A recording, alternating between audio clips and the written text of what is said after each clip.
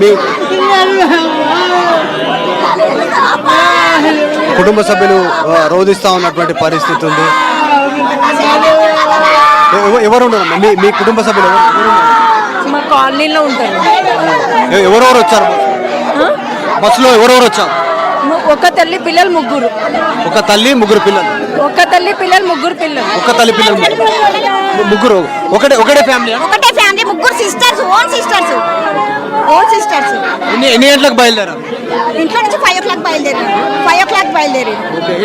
ఏమనుకుంటున్నారు ఈ ఘటనకు సంబంధించి? ప్రమాదంలో ఎవరు మిస్టేక్ అంటే ఏం చెప్పారు? డ్రైవర్లు కరెక్ట్ లేరు. డ్రైవర్లు కరెక్ట్ పెట్టాలి చూడండి. మొన్న కూడా అంతే.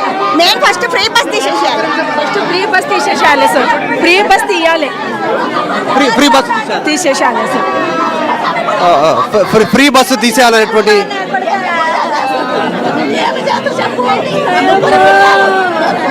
ఎవరు పిల్లలమ్మా? ఎవరు పిల్లలు?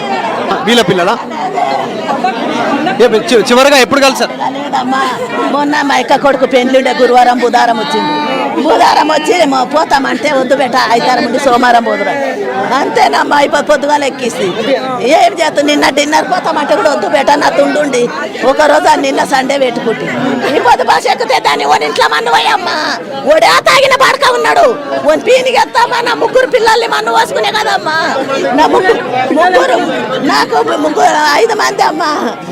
4 పాపలు, ఒక కొడుకు. ఇంకా మొన్న ఒక బిడ్డ పెళ్లి చేసిన. ఇంకో పిల్ల నౌకరి చేస్తా. వచ్చే నెల హైదరాబాద్ పోదామనేనమ్మా. నేను ఇప్పుడు యా పిల్లని తగ్గుతూ యా పిల్లతో కాదు. నేను ఎవరుతుందో నా పిల్లలు పుడితే మాట్లాడుకుంటే నా పిల్లలు ఒక్కరికి మళ్ళీ రాసానుకుంటే చూస్తే నాకు రాయట్లాకుంటే ఎవరు టెస్ట్ తాగిన 5 మంది అని ఇప్పుడు 3 పిల్లలు పడ్డారమ్మా. నేను ఎవరికి చెప్పుకుందో ఒక్కరన్నా. ఇప్పుడు నాకు మమ్మీ అనేటాడేవారు. నేనేమి మొక్కదా? నేనే ఆ దేవునికి అంతప్ప ఎవరన్నా నా పిల్లలు ఒకే తల్లి ముగ్గురు కుటుంబ సభ్యులు, ముగ్గురు పిల్లలు దూరమైనటువంటి పరిస్థితి. ఇంట్లో నుంచి బయలుదేరారు, హైదరాబాద్ కోసం అని బయలుదేరారు. ముగ్గురు ఇదే బస్సులో ప్రాణాలు కోల్పోయినటువంటి పరిస్థితి. ఇది తల్లి ఆవేదన ఇంత భయంకరంగా గుండెలు అవిసేలా రోధించి ఏమనుకుంటారు? ఎందుకు జరిగింది? ఇది మాట్లాడలేని పరిస్థితులు ఉంది. వాళ్ళు కన్నీళ్ళు పెట్టుకుంటున్నారు, ఒకరినొకరు ఓదార్చుకుంటున్నటువంటి పరిస్థితి. స్నేహితులంతా కూడా చాలా భయంకరమైనటువంటి సిచ్యువేషన్ ఉంది. ఈ ఘటన మరొకరికి ఎవరికి కూడా ఇట్లాంటిది ఫేస్ చేయొద్దు, ఎవరికి రావద్దు ఇట్లాంటి ఘటన. అంత భయంకరమైనటువంటి సిచ్యువేషన్. ఆసుపత్రి దగ్గర ఉన్నటువంటి సిచ్యువేషన్, స్థానికులు, తర్వాత పోలీస్ సిబ్బంది, ఇతర సిబ్బంది ఆసుపత్రి దగ్గర ఉన్నటువంటి హడావిడి చూస్తూ ఉన్నాం. అక్కడ మార్చిరీలో చేస్తూ ఉన్నటువంటిది. మీ వాళ్ళు ఎవరున్నారన్న? ఎవరున్నారు? మీ వాళ్ళు ఎవరున్నారు? మా అత్తమ్మ వాళ్ళు ఉన్నారు. మీ అత్తమ్మ వాళ్ళు ఎట్లా ఉంది? వాళ్ళ పరిస్థితి ఎట్లా ఉంది? చనిపోయారా? డెత్ అయిపోయింది. ఇద్దరు చనిపోయారా? మీ ఎక్కడ ప్రాపర్ ఎక్కడ? మీరు ఇక్కడ బోరబండ. ఈ పేరు చనిపోయిన వాళ్ళ పేరు?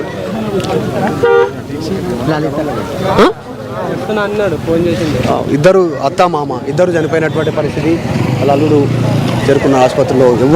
ఎవరిని కదిలించినా అట్లాంటి సిచ్యువేషన్, ప్రాణాలు కోల్పోయినటువంటి పరిస్థితి. కుటుంబ సభ్యులని వాళ్ళు బేచాన్ తిరుగుతున్నటువంటి పరిస్థితి చూస్తూ ఉన్నాం. ఇప్పుడు కూడా అంబులెన్స్లో క్యూ లోపలికి వెళ్తూ ఉంది. ఇంకా అంబులెన్స్లు వరుసగా లోపలికి వెళ్తూ ఉన్నటువంటి ఘటన ఉందంటే మనం సిచ్యువేషన్ అర్థం చేసుకోవచ్చు. ఎంత భయంకరమైనటువంటి పరిస్థితి ఉంది ఆసుపత్రి వద్ద అనేటువంటిది చూస్తూ ఉన్నాం. వరుసగా లైన్లో అంబులెన్స్ లోపలికి వెళ్తూ ఉన్నటువంటి పరిస్థితి ఉంది. ఎంత భయంకరమైనటువంటి పరిస్థితి ఉంది. ఎంతమంది క్షతగాత్రులు, ఎంతమంది మృతులు ఇక్కడికి పరిస్థితి ఉంటే మనం అర్థం చేసుకోవచ్చు. ఈ రకంగా అనిపిస్తూ ఉంది. వరుసగా డెడ్ బాడీలను ఇక్కడ నుంచి తరలిస్తున్నటువంటి సిచ్యువేషన్ ఉంది. అంబులెన్స్లు మొత్తం ఆసుపత్రి సిబ్బంది, పోలీస్ సిబ్బంది, సహాయక సిబ్బంది. ఇది సిచ్యువేషన్. చేవెల దగ్గర ఉన్నటువంటి ఆసుపత్రి దగ్గర ఉన్నటువంటి సిచ్యువేషన్ చూస్తూ ఉన్నాం. మొత్తం అంబులెన్స్లు క్యూ కట్టి వరుసగా ఉన్నటువంటి ఆసుపత్రి అంతా అంబులెన్స్లతో నిండిపోయినటువంటి పరిస్థితి. క్షతగాత్రులు, మృతులు, తర్వాత వాళ్ళని తీసుకురావడానికి ప్రైవేట్ వాహనాలు, సిబ్బంది ఇక్కడికి చేరుకున్నటువంటి వాహనాలు చూస్తూ ఉన్నాం. వెనకాల మళ్ళొక అంబులెన్స్ ఇక్కడికి చేరుకుంటున్నటువంటి పరిస్థితి. మృతదేహాలను తరలిస్తూ ఉన్నారు. ఒక్కొక్క అంబులెన్స్ సరిపోక 2, 3 మృతదేహాలను అంబులెన్స్లో తరలిస్తూ ఉన్నటువంటి సిచ్యువేషన్ ఉంది. చాలా భయంకరమైనటువంటి పరిస్థితి. సిబ్బంది చూస్తూ ఉన్నాం. ఇట్లాంటి ఘటన సాధారణంగా పోలీస్ సిబ్బంది ధర్నాలు ఇట్లాంటి ప్లేసెస్లో ఉంటుంది, కానీ పోలీస్ సిబ్బంది అంతా ఇక్కడ ఈ విషయాన్ని, ఇట్లాంటి సిచ్యువేషన్ని కంట్రోల్ చేయడానికి చేరుకుంటున్నటువంటి సిచ్యువేషన్. భారీగా అంబులెన్స్ సిబ్బంది కొంతమంది ఉన్నారు. 108కి సంబంధించినటువంటి సిబ్బంది అలా ఎట్లా ఉండే మీరు సిచ్యువేషన్ అక్కడికి చేరుకున్నప్పుడు మేము లేకుండా ప్రజెంట్గా అప్పుడు ఎట్లా ఉండే మీరు అక్కడ పోయిన తర్వాత ఎట్లా? ఇప్పుడే వస్తున్నాం మేము అక్కడ నుంచి. తెలిసిన తర్వాత ఏమనిపించింది? ఏమనిపిస్తుంది, చాలా బాధాకరంగా ఉంది అసలు. ఇంత సాధారణంగా చిన్న చిన్న యాక్సిడెంట్లు ఏదైనా ఉంటే పోతారు కానీ ఒకేసారి ఇంతమంది ఘటన విన్నప్పుడు ఏమనిపిస్తుంది? చాలా బాధాకరమైంది అసలు. ఇది దృశ్యం ఇట్లాంటిది జరగకూడదు. ఆ రోడ్డు సరిగ్గా ఇట్లాంటి జరగకపోనేమో అనిపిస్తుంది. అంటే మీరు కూడా రోజు అదే రూట్లో తిరుగుతుంటారు, రోడ్డుదేనా మేము వస్తుంటాం. రోడ్డుదే కదా, రోడ్ ఎప్పటి నుంచో చెప్తే కూడా ఎవరు పట్టించుకున్నట్టున్నారు. అది మేము చూస్తూనే ఉంటాం. మేము ఎన్నో యాక్సిడెంట్లు చేసినాం అక్కడ నుంచి కూడా మేము కూడా. ఇది చాలా దారుణంగా అనిపిస్తుంది మాకు. చాలా బాధాకరమైన విషయం ఇది. ఒకేసారి ఇంతమంది ప్రాణాలు పోవడం అంటే అది చాలా దారుణం కదా. డాక్టర్స్ కూడా ఉన్నారు. మేడం సిచ్యువేషన్ ఎట్లా ఉండే మేడం? మీరు సిచ్యువేషన్ ఎట్లా ఉండే మీరు పోగానే ఎట్లా అనిపించింది? మేము బ్యూటీ డాక్టర్స్ తర్వాత 9 తర్వాత వచ్చాము. తెలిసిన తర్వాత ఏమనిపించింది? సిబ్బంది ఇక్కడికి రీచ్ అయ్యి చాలామంది మాట్లాడుతూ ఉన్నటువంటి పరిస్థితి. అందరితో కూడా మాట్లాడేద్దాం. ఇంకా కొంతమంది ఉన్నారు, వాళ్ళ వాయిస్ విందాం, వాళ్ళ ద్వారా తెలుసుకునే ప్రయత్నం చేద్దాం. ఇంకా కట్ చేసుకోలేదు, వాళ్ళు లైవ్లో పంపిస్తాం ఇదంతా మనం. రీచ్ అయినటువంటి పరిస్థితి.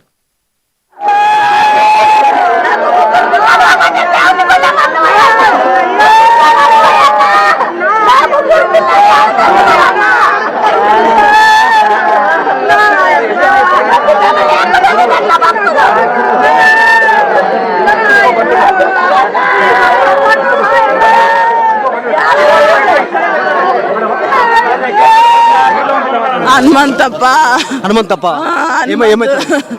మా మరిదినప్ప, మా చెల్లెళ్ళు మగడప్ప ఇల్టెం తెచ్చిటిమి. మాకు అన్నదమ్ములు లేరు సారు, మాకెవ్వరు లేరు సారు. 2 కొడుకులు ఉంటే పానం బాలేకుంటే చూపించుకొద్దామా అని వచ్చిండు సారు. మాకు ఎవ్వరు లేరు సారు. మా పరిస్థితి ఎట్లా చేసిండే సారు. మాకు దేవుడు లేకున్నాడు సారు. ఏం జరిగింది అంటున్నారమ్మా? ఏం జరిగింది అన్నారు? ఎట్లా జరిగింది అంటున్నారు? ఇగో ఈ బాబు ఉన్నాడు సారు. అన్నాడు బస్సులో ఉన్నాడా? బస్సులో ఉన్నటువంటి బాబు. నువ్వు బస్సులో ఉండేనా బాబు? ఏం పేరు నాన్న? అశోక్. ఏం జరిగిందమ్మా అసలు? లోపలే ఉన్నావు నువ్వు, ఏమైంది? పోతుంటే టిప్పర్ వచ్చి గుద్దింది. తప్పినే అందరం ఎక్కడలోకి అయితే మీద ఒకరు వాడి కంకరాడి బస్సు వస్తుంది అడ్డం మొత్తం దింపి మొత్తం గుద్దిండు. నీ పేరు ఏం పేరు నాన్న? అశోక్. నీకు ఎట్లా? నీకు దెబ్బలు తగిలినా? మూతికి తాకింది, కాళ్ళకు తాకినాయి. ఎంత దెబ్బ తగిలింది? ఎట్లా అంటే వెంటనే అయిందా? డాడీ ఏమన్నా మాట్లాడిండా? మాట్లాడలేడు. పనుకున్నప్పుడు అట్లా ఏం తెలియదు, మాట్లాడలేము ఎవరం. ఆ అడవిలో మొత్తం మొడుకుంటా ఏడ్చుకుంటున్నాం అందరం. వీళ్ళ ఫాదరే చనిపోయిండు, హనుమంతు అని చెప్పేసి ఫాదరు. ఇద్దరు పక్క సీట్లోనే కూర్చున్నారు.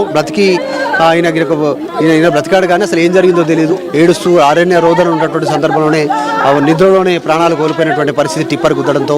జస్ట్ ఉదయం బయలుదేరారు. బస్సు ఎక్కినాక హాఫ్ అన్ అవర్కే ఈ ఘటన చోటు చేసుకుంది. తాండూరు నుంచి హైదరాబాద్ పోతున్నాం ఇట్లాంటి పరిస్థితి అంటున్నారు. ఆయనను కూడా రిటర్న్ తీసుకొచ్చాము, మాకు ఎవరు లేరు, కొడుకుగా సోదరుడిగా భావించాము, రిటర్న్ తీసుకొచ్చిన పరిస్థితి అని చెప్పి అరణ్య రోదనగా ఉన్నటువంటి పరిస్థితి వాళ్ళ విజువల్స్లో చూస్తూ ఉన్నాం. ఎంత భయంకరమైనటువంటి పరిస్థితి ఉంది ఇక్కడ చేవెళ్ళకి సంబంధించినటువంటి ప్రాంతాల్లో. మరికొద్ది మంది ఏమవుతారన్నా మీకు? హనుమంత్ ఏమవుతారన్న మీకు? కాక అవుతారా? ఎన్ని గంటలకు బయలుదేరింది అన్నా?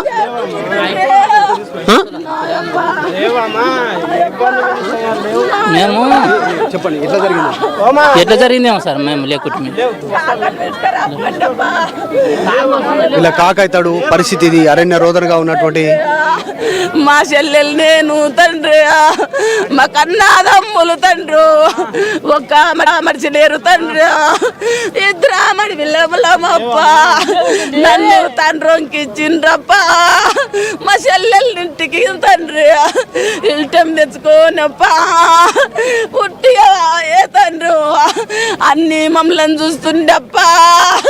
మాకు తండ్రి లాగా తండ్రి. ఇది చాలా భయంకరమైనటువంటి సిచ్యువేషన్ ఉంది. చాలా అంబులెన్స్లు వరుసగా ఇక్కడికి వస్తున్నటువంటి పరిస్థితి. గాల్లో ప్రాణాలు కలిసిపోయినటువంటి పరిస్థితి ఉంది, సిచ్యువేషన్ అని చెప్తా ఉన్నారు.